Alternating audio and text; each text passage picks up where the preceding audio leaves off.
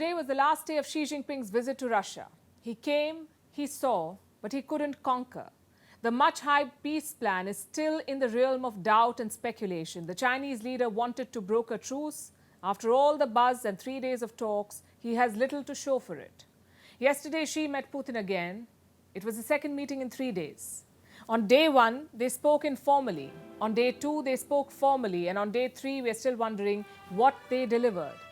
Of course, the war came up in the talks. Reports say Xi Jinping presented a peace plan and Vladimir Putin welcomed it. Of course, we did not ignore the situation around Ukraine. We believe that many of the provisions of the peace plan put forward by China are consonant with Russian approaches and can be taken as the basis for a peaceful settlement when they are ready for that in the West and in Kiev. However, so far, we see no such readiness from their side. He said it as clearly as it can be said. China has a plan, Russia wants to negotiate, but the West may not be ready to play ball. The bigger story here, though, is the China-Russia alliance and the clear shift in the power balance.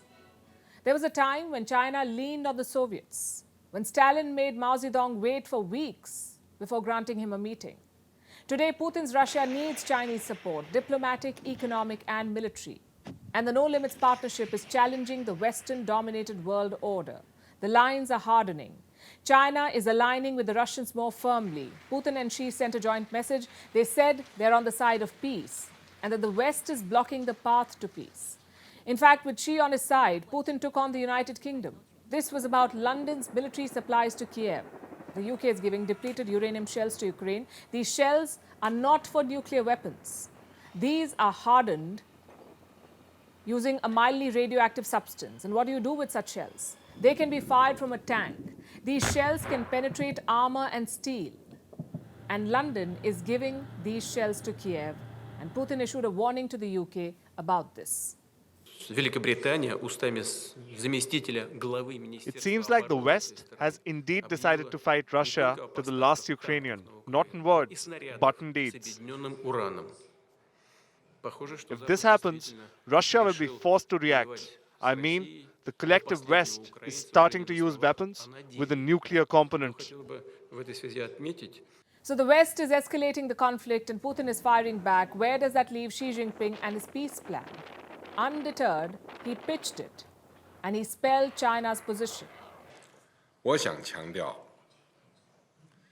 I would like to point out that in the Ukrainian settlement, we consistently follow the principles of UN Charter and stand on an objective and unbiased position. We do actively promote reconciliation and resumption of talks. Our stance is based on the very essence of the matter and on the truth. We are always for peace and dialogue.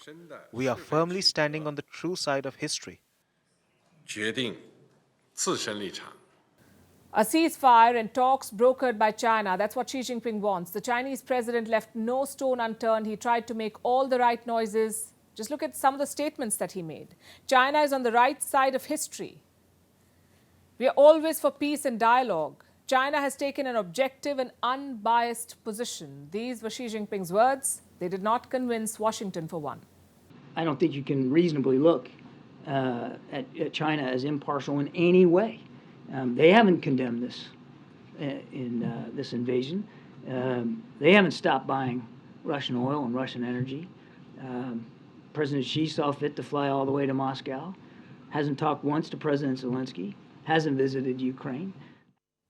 The U.S. has a long list of grievances. The West is suspicious about China. They believe China could be arming Russia and could be sending lethal arms to Moscow.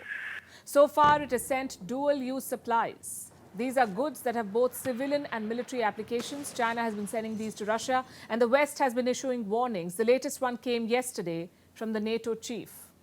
We have seen some signs that this has been a request from Russia, and that this is an issue that is considered in Beijing or by the Chinese authorities. And therefore, our message has been that China should not provide lethal aid to Russia. So while they provide uranium shells to Ukraine, they have this message for China. Meanwhile, there's intense speculation about Xi Jinping's next move. Will he speak to Zelensky? There have been reports of a possible virtual meeting, but Zelensky is leaving nothing to chance. He has extended an invite himself to President Xi. Що стосується фундаментальних рішень, Regarding fundamental decisions, we've offered the world our peace formula. And this relates to the second part of your question. We offered China the chance to become a partner in the implementation of the peace formula.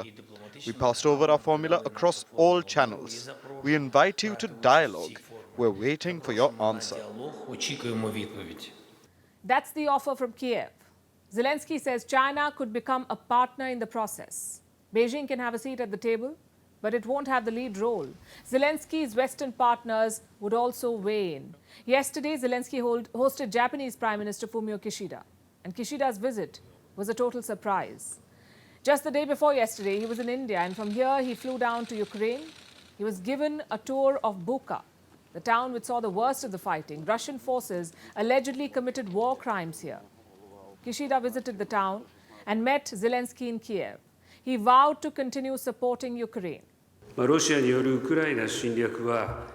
Russian invasion of Ukraine is a violent act that shakes the foundation of the international order.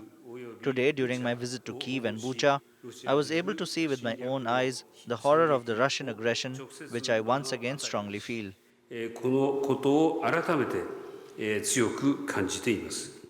Japan holds the presidency of the G7. That's the group of seven, the seven most powerful economies in the world. The G7 summit will be held in May, and Kishida has invited Zelensky to attend. Moscow responded with fighter jets. While the Japanese Prime Minister was touring Ukraine, Russian warplanes flew over the Sea of Japan. These were strategic bomber planes. They can carry nuclear weapons. The planes were in the air for more than 7 hours. Russia says this was a planned flight, but the timing was not lost on anyone. Diplomacy around the war is intensifying, but there seems to be no appetite for peace.